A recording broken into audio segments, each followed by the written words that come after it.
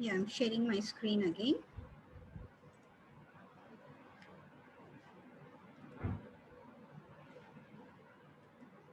Okay.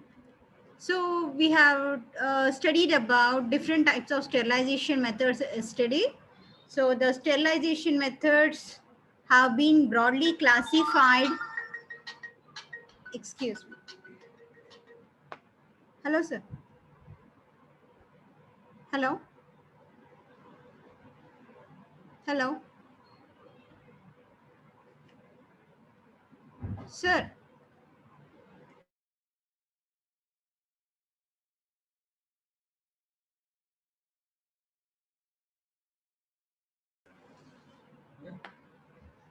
Okay. So we have started with the sterilization technique of first one is of natural way of sterilizing by using the sunlight, and then we have proceeded further with the sterilization procedures of physical methods like dry heat procedures and also the moist heat procedure. In the dry heat procedure method, we have discussed about the red heat one by using directly exposing the equipment or the instruments to the and the consumables what we use in our laboratory. All those we are exposing them directly to the flame, that is called as the red heat sterilization. Next is flaming, that is the conical flask or the culture tubes we are passing through the flame. We are not exposing directly to them, but we are just passing them through the flame of the Bunsen burner that we studied yesterday. And also we studied about the equipment which is used for sterilizing the methods by heat, dry heat method, that is a hot air oven. And next we have proceeded with the moist heat sterilization, where we are sterilizing the fungal material, the instruments in the laboratory with the help of water and the vapor. The vapor which is released from boiling the water, through that vapor we are going to sterilize. So it can be by pasteurization, or it can be by using the water bath we are sterilizing, or by low temperature stream. So here we are using, instead of water, formaldehyde solution, the vapor what is released from the formaldehyde, through that we are going to sterilize. So that is also one of the important method. Next, at the 100 degrees temperature of boiling, sterilization and steam sterilization, and above 100 degrees by utilizing the pressure, we are sterilizing the culture medias, especially in the autoclave. It is an equipment where we are particular instrument is functioning with the pressure, on the principle of atmospheric pressure. So through the pressure and the steam which is released in this equipment, the microorganisms are going to be killed and they are thrown out through the pressure released outside. So that is the main principle lying behind the autoclaving technique. Now, another next physical method of sterilizing techniques is a filtration. So by using different types of filters, we are just filtering the pathogens. Next, through the radiation. So we all know by employing the rays which can pass through the uh, cultures or the material, whatever we are using in the lab, when we are exposing them to the some harmful rays like X-rays or cosmic rays or UV rays, then they will be the DNA, the genetic material of the DNA will get damaged and the pathogens are going to be killed. So with this, here also we talked about ionizing and the non-ionizing radiation. So till that point we have completed yesterday. That is the physical method of sterilization. Now we are moving on to the chemical method of sterilization. The name itself implies here we are sterilizing the materials with the help of certain chemical compounds. So there are certain chemical substances which act like antiseptics or also like disinfectant. That is, they are going to kill the infection, infection causing organism. That's why we're calling it as disinfectant. and it is antiseptic. That means they are going to kill the microorganisms. So there are certain chemical substances. So these chemical disinfectants, they will be acting against the microorganisms, the activity of the microorganisms like viruses, bacteria, protozoans, and even fungi also. So there are certain pathogenic fungi which are causing or releasing. These are all the microorganisms which will release the toxins and cause the damage. So we need to remove them, or we need to kill them, or remove the contamination. So certain chemical disinfectants are used. So basically the chemical agents, they should be act in the presence of organic matter also. Next, these chemical agents or this chemical disinfectant should have high penetration power. That means they need to enter into, there are certain substances which are not released outside of the bacteria. So if suppose if we want to kill the bacteria, we need to deactivate the DNA, or we need to damage the genetic material. Then only those microorganisms will be killed, or they won't be functionable. So these chemical substances, they should have the capacity of penetrating inside the microorganism. Then the chemical agents, they have to be, or they need to be chemically stable under both acidic as well as the basic environment. That means there are certain culture mediums where we use a certain high concentration of alkaline like salt substances, or some high concentration of acidic media can also be done. So when we add these chemical substances, or when we are going to treat the instruments dipped in the chemical substances, these should be stable enough for that acidic environment or the basic environment. Next, they should not have any corrosion activity in the metals. Okay, so there should not be any corroded. Next, they should not be non-toxic. These disinfectants what we are using, they should not be non-toxic into the circulation. That means if we are using them, they should not be non-toxic. So these are all the properties of the chemical agents what we are going to use in the sterilization procedure. So we'll go one by one what type of the chemical substances we are using for sterilizing method. So first chemical agent we are talking about is the alcohol.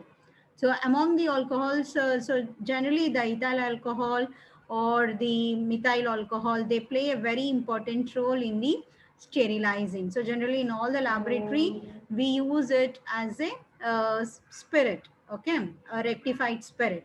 So that acts as a very good chemical disinfectant.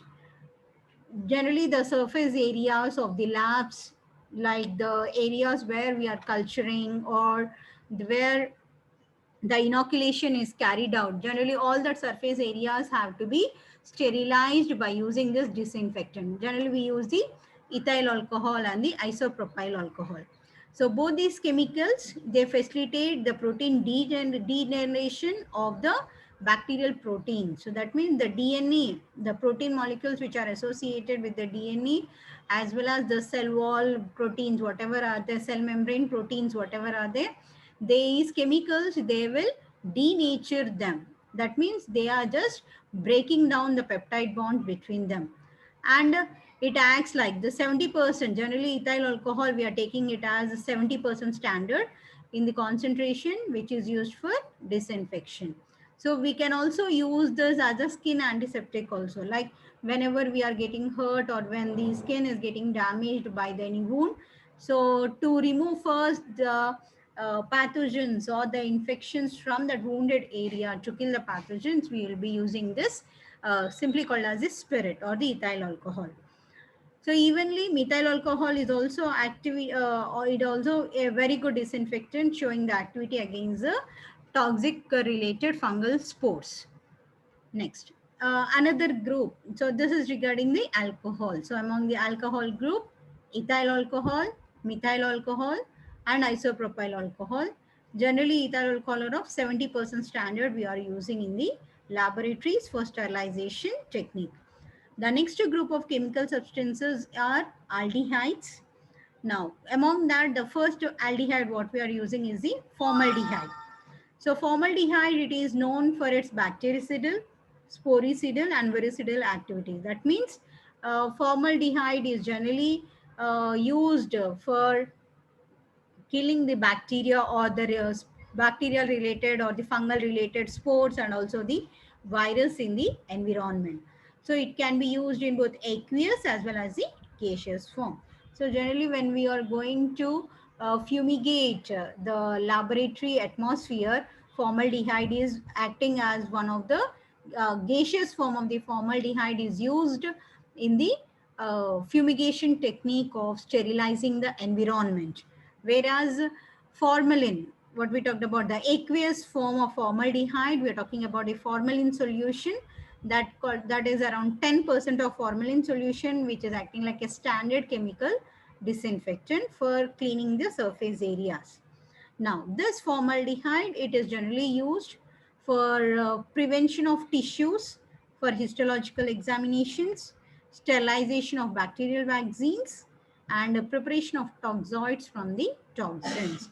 That means to say they are used for these main purposes. So generally in the labs, on the museums also, will preserve our specimens in the formalin solution so that the formalin will prevent the contamination of the specimen either with the bacteria or any other related pathogen. Now, another type of aldehyde is a glutaraldehyde. So it has its activity against basically the bacteria, which is called as the Mycobacterium, tuberculosis, fungi, and the viruses. So this glutaraldehyde, the main role of this, it acting against spores.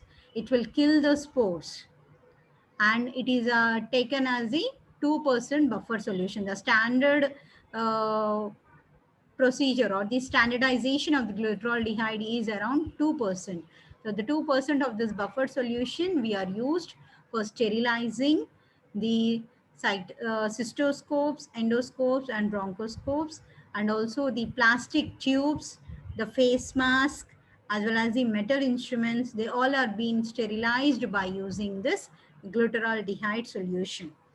Next, another important aldehyde solution what we are using in the laboratories, that is orthophthaldehyde, OPA. This is abbreviated form of that is called as OPA. So this is an high level disinfectant known for its stability. So generally we know the I request the participants to please mute yourself.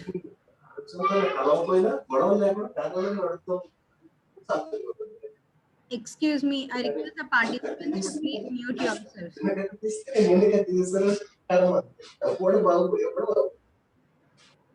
ఎంత చెప్పింది ఎందుకో తెలుసా, నేను ఒకటే కోరుకున్నా, సమస్య మీద పోరాడండి. బయట సమస్య అంటే కొట్లాడడం కూడా కాదు, ఏదైనా సమస్య ఎందుకు రావు ఆలోచిస్తాను, తగ్గించాలి తగ్గించాలి తగ్గించాలి తగ్గించాలి. ఎవరో నేను ఎందుకు ఏంటంటున్నాను, అప్పుడు వస్తారు.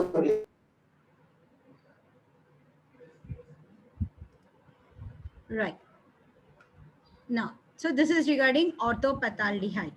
Now when we go for the phenols, the another group of major disinfectants where we are using for sterilization procedure, that is the phenols. So phenols are generally used as a disinfectant to kill the microorganisms by damaging their cell membrane. So the basic phenols what we are using as a disinfectant, an example is Lysol. So generally here now also we are using by name Lysol in our homes for cleaning the floor, which is acting like a for cleaning of the floor and all that, which is acting like a disinfectant. So in the laboratories also we are using the Lysol, which is a cresol form of phenol used for cleaning of the glasswares, infected glassware, the floors, etc. Next one is the chlorhexidine, the Savlon disinfectant, what we are using now to kill the virus and all the other pathogens. It is an example of chlorhexidine solution, which is widely used in the wounds or in the pre-operative disinfection of the skin, and also as a bactericidal at high dilution. Excuse me. So it acts like the chlorhexidine phenol foam is acting like a fungicidal activity. Next, chloroxylenol, Dettol. So we all are very familiar with this. So Dettol, which is acting like a disinfectant, it is a form of ఏం చెప్తారా chloroxylenol. So this solution, it is very less toxic and it is less irritant, and it is generally acting like a bacteriostatic or bactericidal disinfectant. Next, we are going for the another group of chemical substances of or chemical method of sterilization, what we call it as the halogens. Chlorine and iodine, these are the two halogen group substances which are used as disinfectants.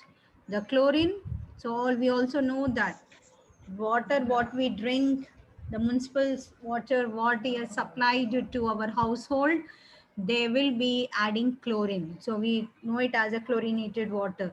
So the chlorine which is used in this water supplies and the swimming pools, food and dairy industries, and also the chlorine compounds in the form of bleaching powder or sodium hypochlorite and chloramines. These are all the compounds which are acting like disinfectants, and they are a very good strong oxidative agent of killing the pathogens. Next, iodine in the alcoholic form and also in the aqueous solution, it is used as a skin disinfectant.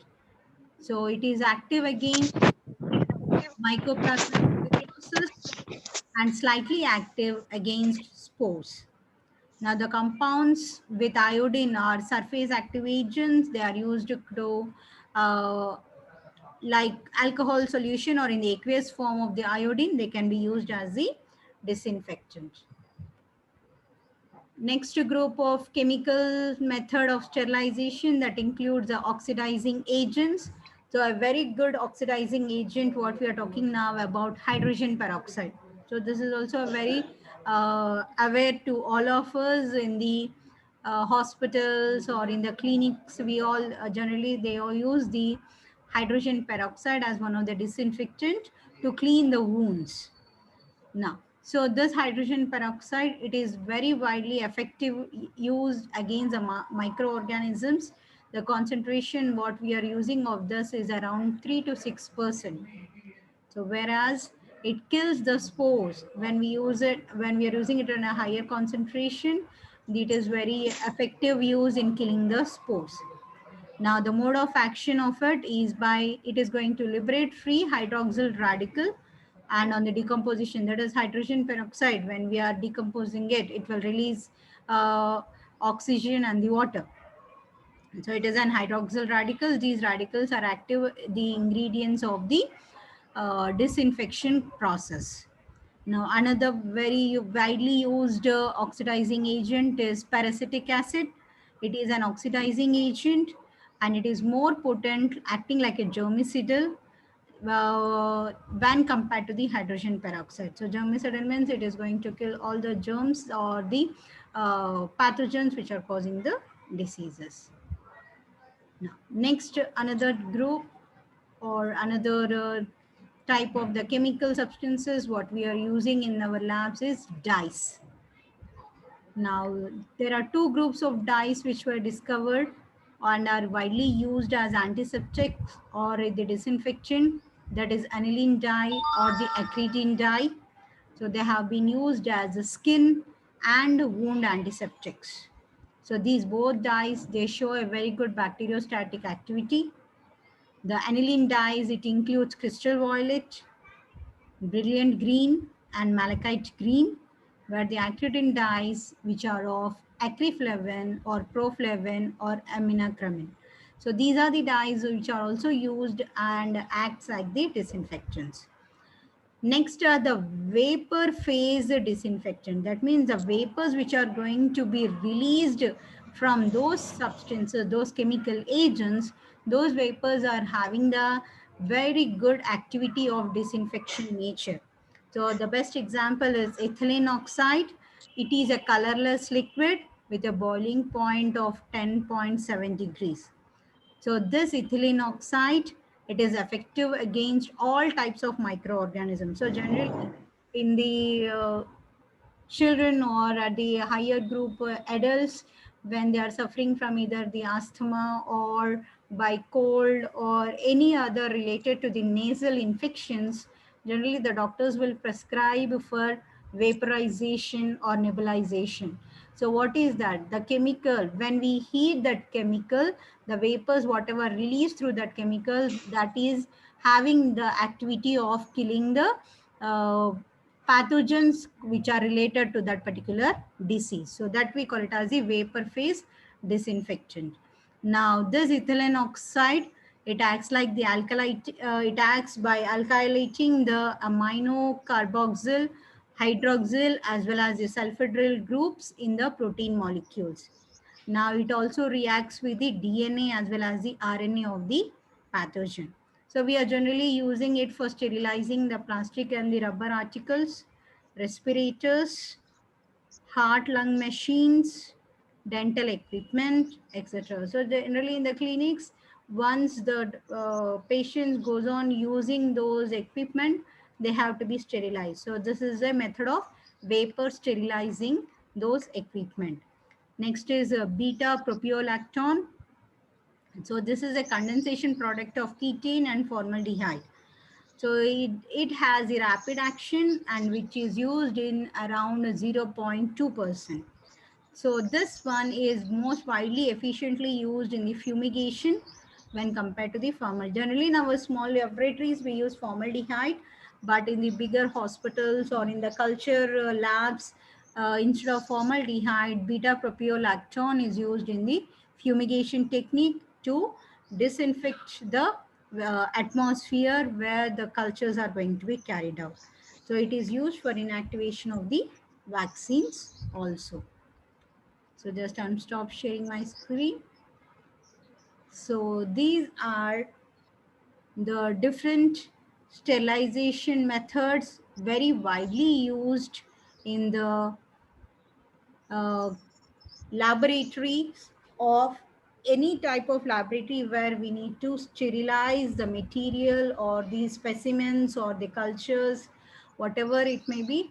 These are the two different categories, the physical mode of sterilization and the chemical mode of sterilization, through which the disinfectants can be, the infectious agents, harmful agents like bacteria, virus, fungi, all can be killed, and we can get a very good result by avoiding these pathogens related organisms. So with this, we have completed the sterilization methods or techniques which are very widely used in the laboratories, both physical methods as well as the sterilization methods.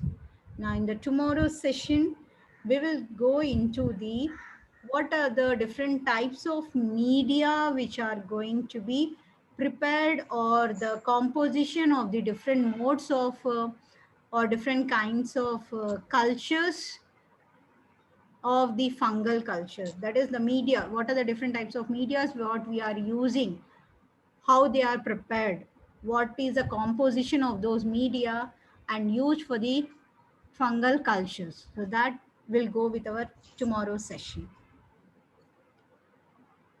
Hope you all are comfortable with my this type of deliberation.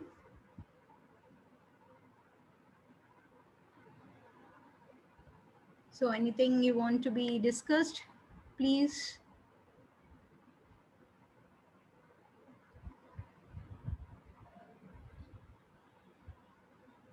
Participants, if anything want to be discussed, please you can. related this to the sterilization techniques?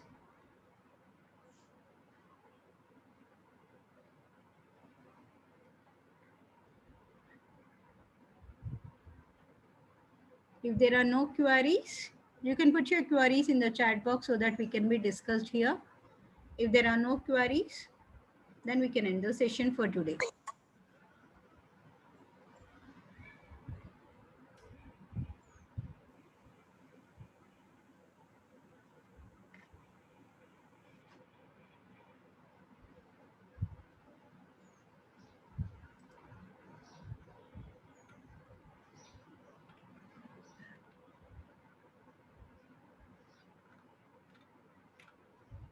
Hope there are no queries.